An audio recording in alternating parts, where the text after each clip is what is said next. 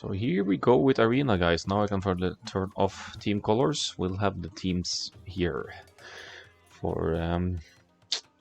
So let's start with some introductions here, as Arena starts tend to be kind of slow. So first we have Team Dads here. This is here. That's Dark Killer Runes team. And let's start to introduce the pocket here. Teuton's pocket, great pocket for their cavalry mobility, their high melee armor. They get +2 melee armor total through Castle and Imperial Age. So their infantry and cavalry are really strong, are going to be some of the strongest paladins and halbs in the game. Although the cavalry lacks husbandry, so they're kind of slow, doesn't apply as much on Arena as on other maps. So Dark Killer Moon here in the green as the Teuton's pocket. His current 1v1 rating is 1217 in 1v1, but he has peaked at 1324, so definitely a solid player here. On his right hand side, we have a classic Arena Civ here with Burmese for Anon 642. Playing in the gray here as Burmese, and his current and peak rating is 1397 in 1v1. So a frequent strat you see with Burmese on Arena, especially on flank, is to go heavily onto stone, then go for a 30 pop castle age, I believe, or maybe even slightly above, and then try to drop 2 castles as soon as you hit castle age and start that Iron Buy production. So you might see double Iron Buy tactic here from the Burmese player, or single castle for that matter, into a little bit better economy. Or we could see infantry, which is one of the strongest attack in the game with their extra attack bonus, or even elephants. Many options for Burmese. The only weak line from them is the archers line, because their archers and skirmishers only get the feudal age armor. Now for the other side here, Deno 069, his current 1v1 rating is 1278, peaking at 1279. So that's where he's at high 1200s, going with a classic for Arena here, the Spanish. Now it's not as common to see Spanish these days as it was on Woobly, but they're still solid pick if you want to go for a castle drop and into conquistadors for doing map control. You could drop the castle at home and just produce conquistadors and use the mobility to take map control, deny relics. Or you could simply drop the castle forward, deny resources of the opponent, and eventually break in and raid with your conquistadors on the enemy villagers that might even not have loom at that point.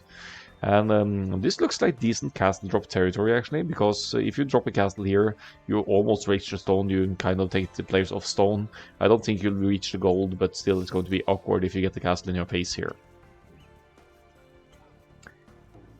Now let's move on to the other side here, and the other team is LaRac. And for the pocket for LaRac, we have a classic again. We have the Khmer. Fantastic boom potential in Khmer, since they don't need any buildings to click up. They could go up real smoothly through the ages. They have some of the best heavy scorpions in the game with a unique tech that allows them to fire twice. And they also have a bonus attack or movement speed, I don't remember, for battle elephants. So we could expect to see elite battle elephants here from Khmer or scorpions, depending on the development of the situation. In any case, the Khmer player is likely to be on first up of the players here, and will be going straight into the boom most likely.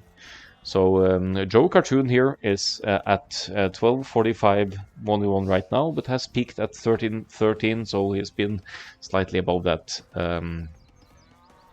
during his AoE ranked career. Now let's look at the flanks. The other side here is Britons for Akkal-AOE. Also, I guess, frequently picked on Civ for Arena. You have the archers with the extra range from Castle Age onwards. Britain's obvious archer Civ. And it's actually a good combination together with Khmer elephants, because then the tanky elephants could stop the enemy units, the cavalry units and the archers unit from attacking the archers you have, and you'd fire from behind and get some real nice damage output. Britain's TCs also cost 50% less wood, so once you reach the castle age, you have a much easier time sustaining your economy, considering you spend less wood for your next few TCs. And finally, for the left side flank here for LaRac is Dionysus as the left-hand flank here with Vietnamese. 1231 1v1 rating right now, peaking at 1328. So same range as Joe Cartoon Here, I'd say, roughly in the high 1200s. Going with Vietnamese, which is also a good archer civ that could be combined with Khmer. Vietnamese archery range units have more hit points, and they have a Huskarl with bow and arrow in their unique unit, the Rattan Archer, which has higher armor than your generic archers.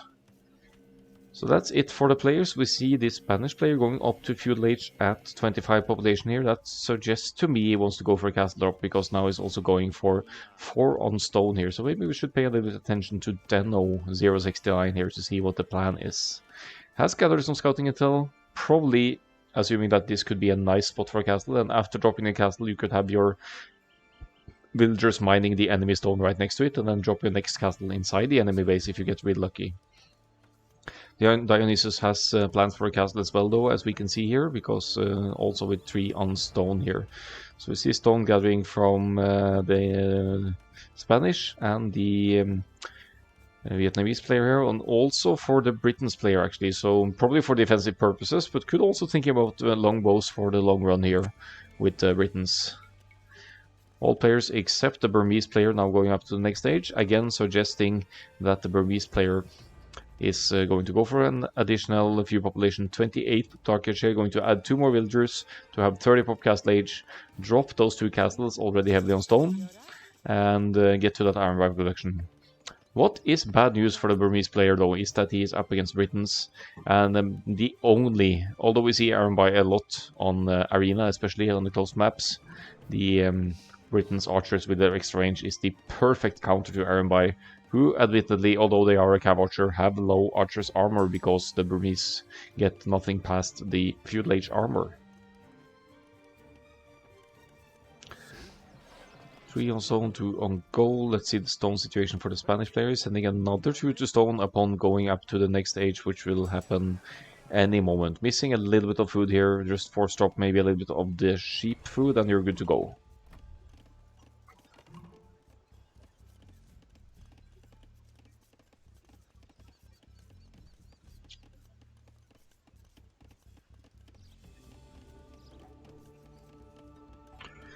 Feudal age in for most players, except for Anon, who is going for that 31 pop in the end, actually. So that should mean actually 31 villagers here, because Anon has lost the scout as well, it seems.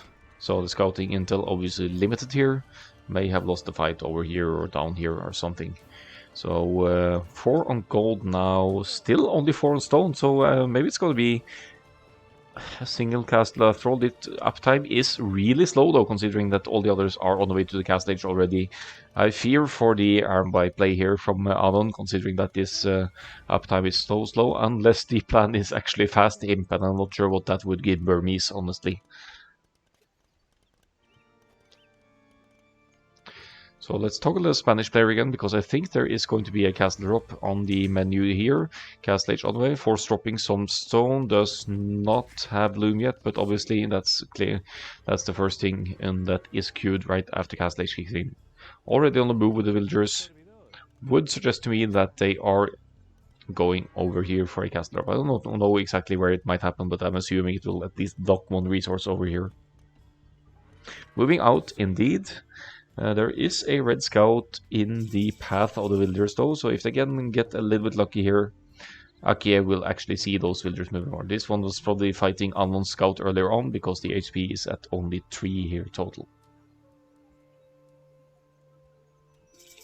2 scouts here, so they may be suspecting that castle drop from the Spanish, but these guys are also weak, and this is not an enemy scout, so no worries after all for the Spanish player, who drops the castle at home to secure this goal. Okay, I guess that's a little bit too defensive in my opinion, but you're up against Vietnamese who have amazing skirmishers for the late game, so maybe that's the reasoning here, that you don't want to reveal your plans too early. Castles outside of the walls like this, though, are free meat for any player who reaches the Imperial Age first, so that could be an issue here overall.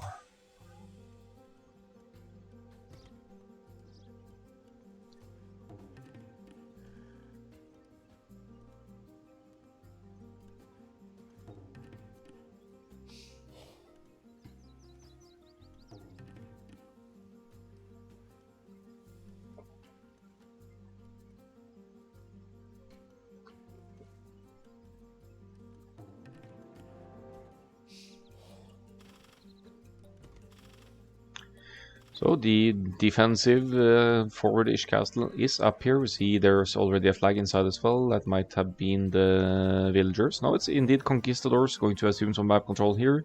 And Deno is almost the only person making army now. We have Britons as well. And is this actually longbows? Straight into longbows. It's straight into longbows. Yeah, Chuckles. I think the Burmese player messed up his build order.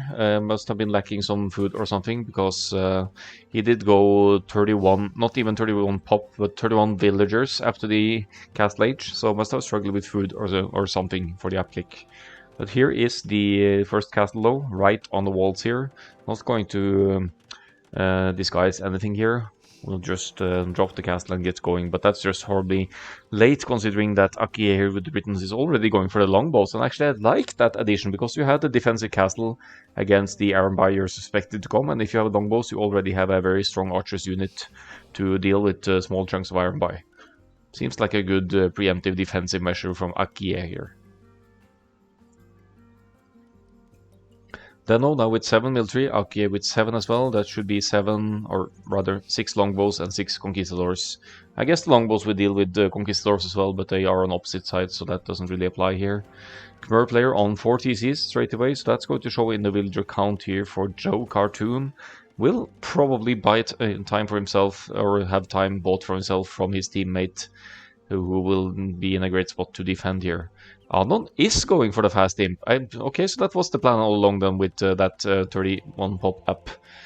Still, I really don't see what fast imp is doing for the Burmese here, but here are the monasteries, so I think it's fast imp, trebs, and monks for Anon here. And then he will have cavalry support from the Teutons, I assume, since Teutons here is going for 2 TCs and double stables. Huh. Alright, Burmese fast imp, that's a first for me. No, I don't think it's the elite Iron Bider. There has to be the monks and trebs here. Fast imp monk trebs with maybe with Teuton's knight support or something. I don't know. Spanish player with the conquistadors, they could help out on that side too, of course. But really weird to see Burmese going for fast imp with only 30 and 37 villagers. And actually going for some Iron Buy, at least one at that, maybe just to protect the monk while taking relics. Relics not really being contested yet. No relics taken.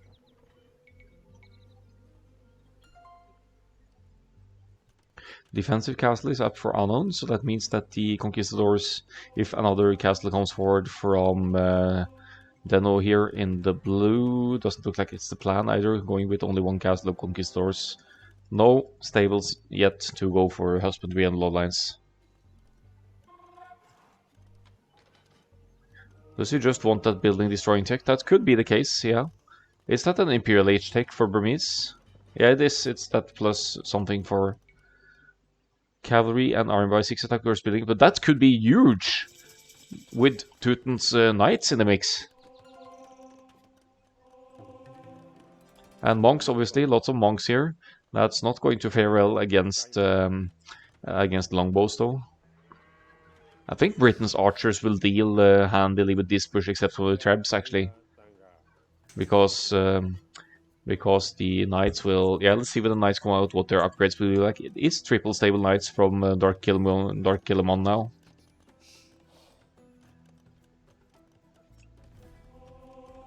And the knights have +2 already, but that's... yeah. So they have the full armor.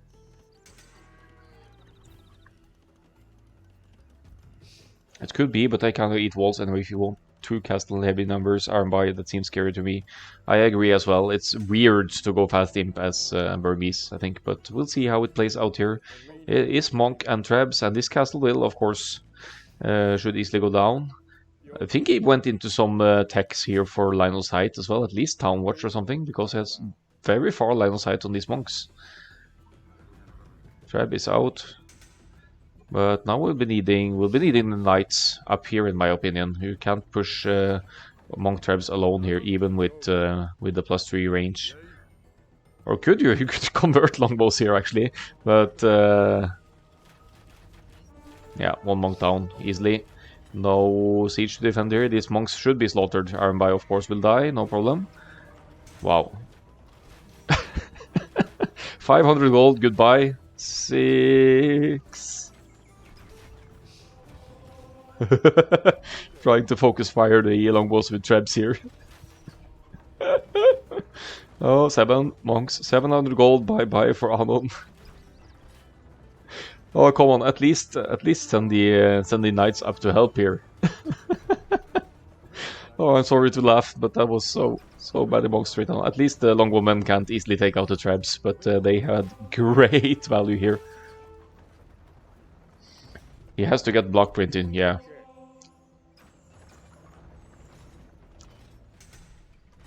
More trebs going though, so the castle looks like there aren't any ranges, actually no ranges for the Britain's player here.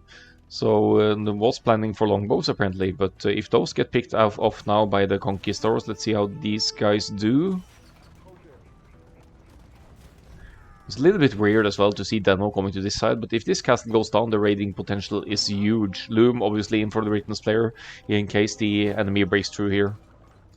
There's 4 trebs, 1 TC, no food income more than to sustain villagers production here, but it seems to be working okay-ish for Anon here after all. Quite a few conquistadors here as well. No Ironby obviously, going mainly for the monks and trebs here, which is a known play on Arena. 14 conquistadors against 10 longbows here. Longbows not doing too great against the conquistadors here. Another treb, a treb killing a longbow! Oh, I haven't seen that too often. Imperial Age is on the way for the Khmer player as well, though. Could we see a Khmer hard carry here?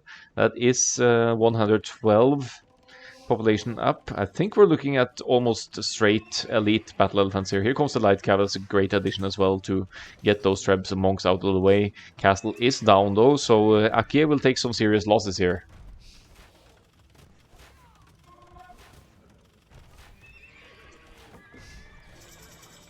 Monks to heal up the conquistadors. I guess the conquistadors would easily deal with light cav if they come close to the monks though. So moving the trebs forward at the moment. Takes a few losses here, but we'll be looking at some villager kills. Akie with 87 villagers total though. Yellow needs to help fast indeed. Khmer going Hussar is sensible, that's true. Monks wouldn't stand a chance against Hussar. It is not on the way yet though. Yeah, this is a scary push on the Britons, but it is also only one player being hit here. It is essentially a 3v1. Here comes all the 2-ton knights as well. I think they just want to get Britons out of the way, which makes sense for the Iron Buy potential for Deno here, but the score is very much higher for the other team still.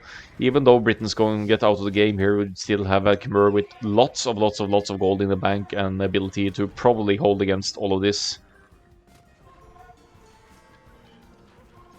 Slinging is allowed as we see here. Light cab come in to try and help out here. Akie needs to escape, but will be intercepted by some enemy units here. Conquistadors chasing these guys. It's 50 idols, 77 villagers total. Still decent numbers for the Britons player here, but we won't be seeing any more longbowmen or archers from the Britons for a long while.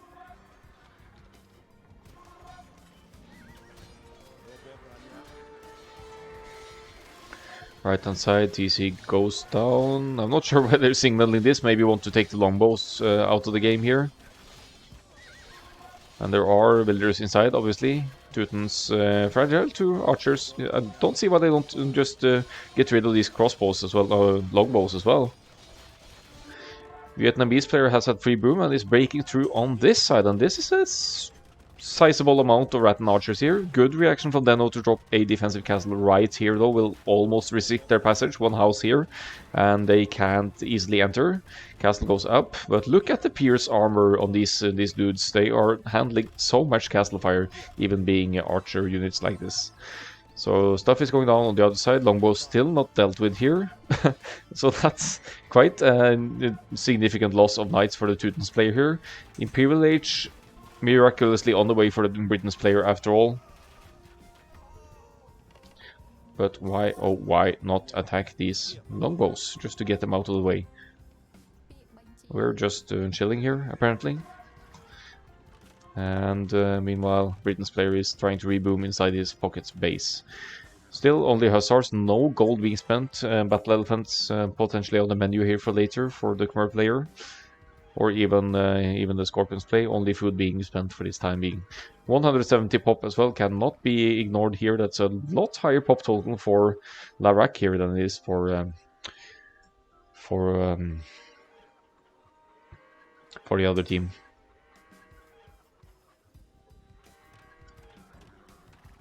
Castle in the middle for Dark Killer Moon here, going to assume control of the golds and stones over here. I think they're thinking that they did great damage to the Britain's players now.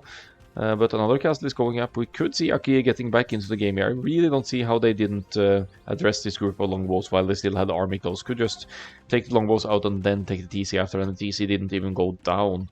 We see Elite Battle Elephants on the way, or the upgrade rather, on the way for the Khmer player here. And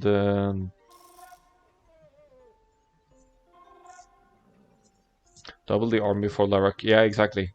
They're not freaking out by the fact that the Britain's player lost so much here to that initial push. They were 3v1, essentially leaving 2 of their team players untouched, and now it's time for the counterattack, I think. Rattans here against Teuton Knights. Here come Hussars from the other side as well to help out. The numbers are kind of scary, but it's Hussars against Teuton Knights though, so you definitely need the Rattans for extra damage output here. Rattans should be dealing nicely with both Knights and Conquistadors here though, but do they have the numbers? Yeah. Conquistadors no match for the Rattan Archers here. Yeah, that's a bad matchup for Vietnamese against Spanish on the flanks. I absolutely agree there. Hey, thanks for the follow, Taz Mojo. Appreciate it. Spanish have a really open tech tree. They could go Onager. Yes, he is in the imp and could indeed. That's probably would be one of the better plays. I guess skirms don't make sense at all here because you have cavalry like cavalry option elite battle elephants for Khmer, and this looks pretty darn deadly unless the other team goes for a halberdier switch ASAP. I mean, Teutons could go halberdiers obviously, but he's in a pocket position, so he's far off. But I mean, that is roughly 30 elite battle elephants. No, there's more. 56 battle elephants from LaRac, from Joe Cartoon coming the way from the Khmer pocket. That's the issue with over-focusing on a flank.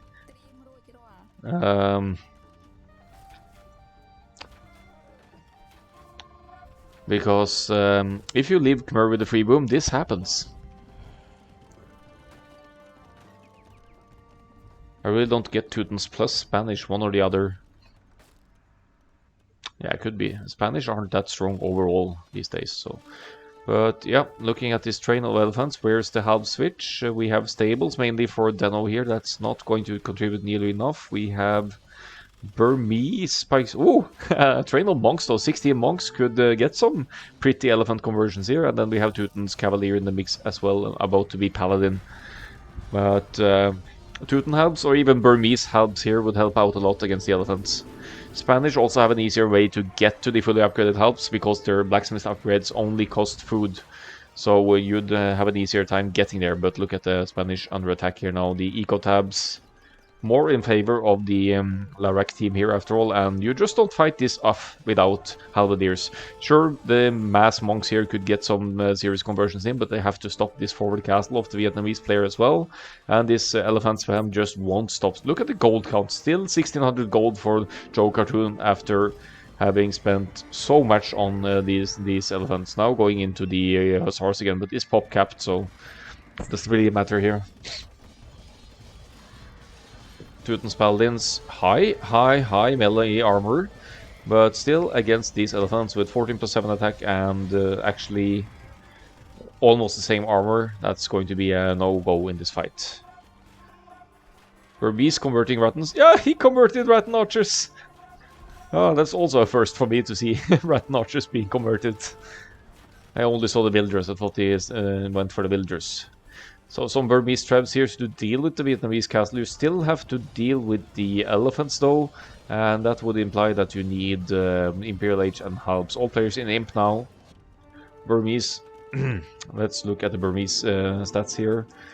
Yeah, producing pikes, but the barracks should most definitely be more forward here for Anon to be able to help out from his current position. Treb's completely unprotected here. If just 3 Hussars come this way from Drokar 2 and he deals with those, don't even need to send the elephants here. You just send the Hussars because the Trebs are more or less unprotected here. They should be going down easily.